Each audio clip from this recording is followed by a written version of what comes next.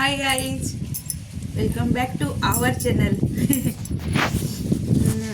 आस देख आज ब्रेकफास्ट आम कौन कौन नंदी भाज कौन कौन खाऊ सकाळु सकाळु चलची इडली पिठार प्रिपरेशन। चटनीटा हम रेडी कर दीजिए भाज। अच्छा ये पूरा बाबा बिना चीनी रो। अच्छा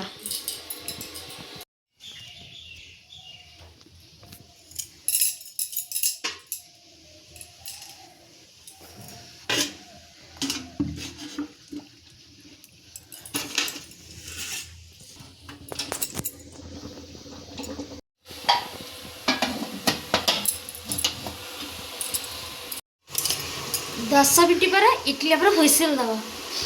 ठीक है ब्रेकफास्ट रेडी है जी। ठीक चकुली पिठा कर दबा। खाइबो कि चकुली पिठा? निहाती चकुली पिठार प्रिपरेशन ना। भाई खाइबो। अच्छा इडली हे गला। हुइसेल मारची बंद कर दबा। सेठी चकुली पिठा बनुची। मकरटा तो आमर ना भाउज? मयूर भुजिया बा। मयूर भंजिया ना। 4 दिन मकर 2 दिन आगो 2 दिन पर।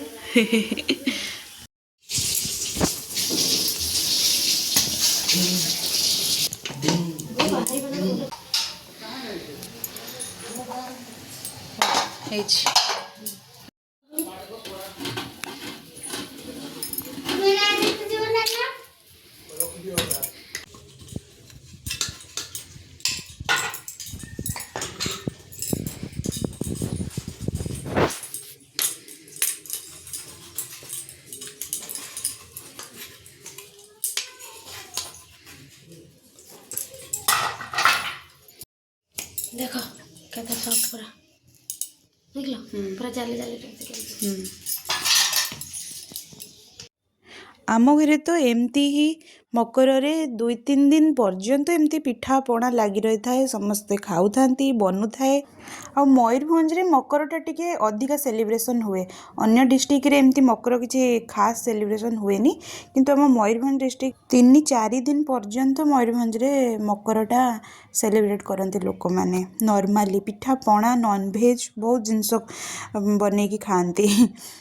आपण मो भिडियोटा को पूरा देखंतु और एंजॉय करंतु। आ हाँ मो भिडियो रे जदि भी किसी भूल रोचे तो आपण मैंने कमेंट माध्यम रे जणांतु। मो आगु को जो वीडियो भी पोस्ट करी से जिनसटा किसी चेंज आनिबी। आउ हाँ मो भिडियोटी को पूरा देखंतु और मो चैनल को सब्सक्राइब कर दियंतु। चटनी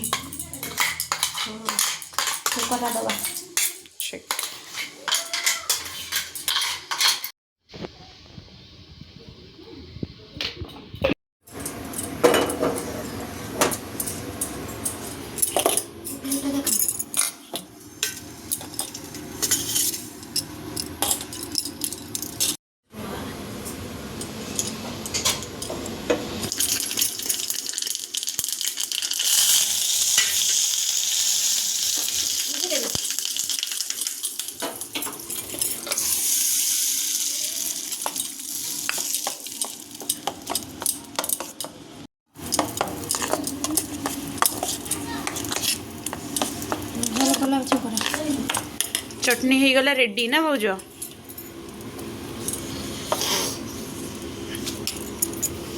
तो ब्रेकफास्ट आमर रेडी हो गला। आपण माने देखंतु आ एंजॉय करंतु। कालिकार मकर चाउल भोग थिला बासी खिया होची। गुड़ आरिसा एटा चीनी आरिसा चटनी मंडा पिठा कालिकार इडली पिठा होची चकुली आ लास्ट क्षीर। क्षीरटा हमर कंपलसरी।